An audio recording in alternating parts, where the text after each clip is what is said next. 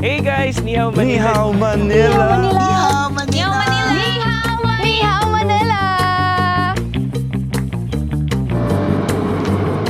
Ni hao ma.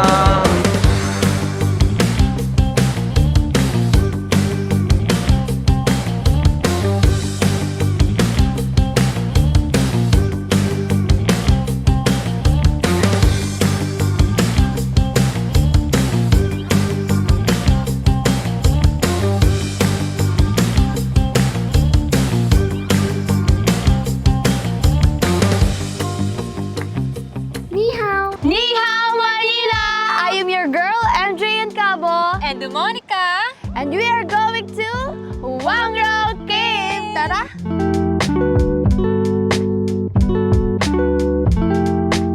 So yun, before, dapat meron tayong dalang water.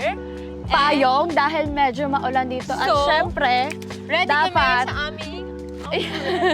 at dapat meron ka ding sombrero at Yeah. syempre long sleeve. Dahil napakalamig dito guys. Hindi And namin make in-expect. sure na naka-shoes kayo kasi... Mag-hiking tayo ba? Ano Mag-hiking na? tayo doon. Nagpalit kami. Actually, naka-boots kami at no choice kami sapatos. Yeah. Tara!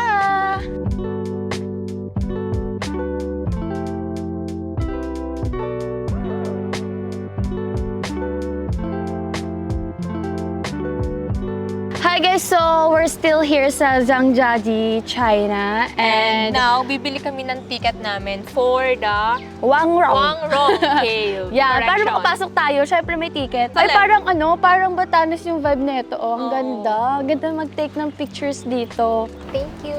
Sheshe. We have ticket na. Let's go! So excited. Miss Hey, Miss Ali, Alice, can you please give us some info about yes, here, history of Wangrao Huanglong Cave. Cave. It is one of the most beautiful cave in top 10 in China. Wow! Yeah, Hindi nyo kaya. because inside the cave we have 5 floors. This cave was discovered by the local farmers. They were live this region. Actually, kanina nasabi din ni Miss Alice na parang top 1 daw tong cave na to sa pinakamalaking cave sa Asia, right? Yeah. Alam nyo ba guys, saka nyo marirealize na talagang napakasikat at maganda yung tourist destination kapag napakaraming tourists, di ba?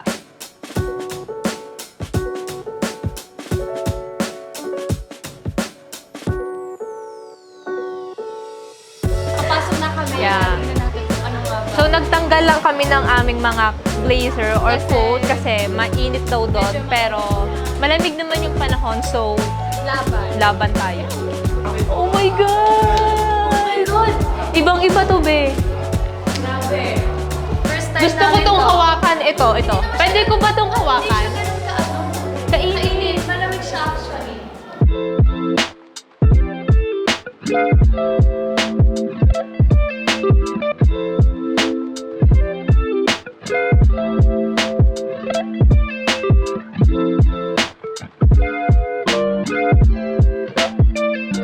Super pretty here and so cold. In summer, it will feel cold, but in winter, it will warm. And the deep of the river is 6 meters. Yeah, okay. 6 meters. And the deep is 12 meters. Miss Alice said that it's take 12 minutes to look around the cave. So deep pala ng Oo. river dito, no? 12 meters pala yung ano niya, yung lalim niya. Yeah. So hindi ako pwede mahulog doon kasi hindi ako marunong lumangoy.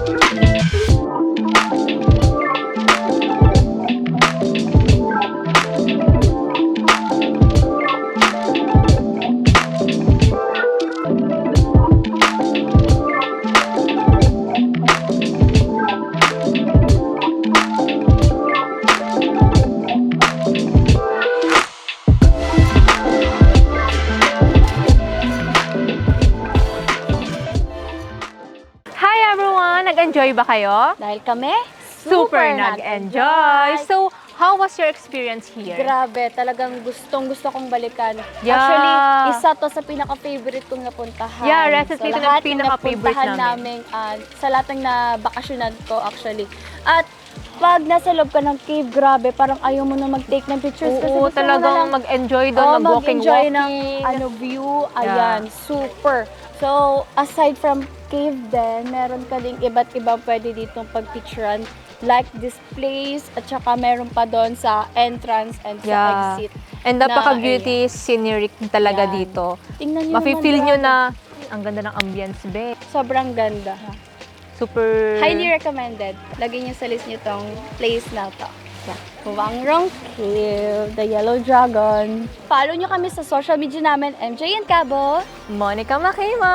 Ni Hao Manila!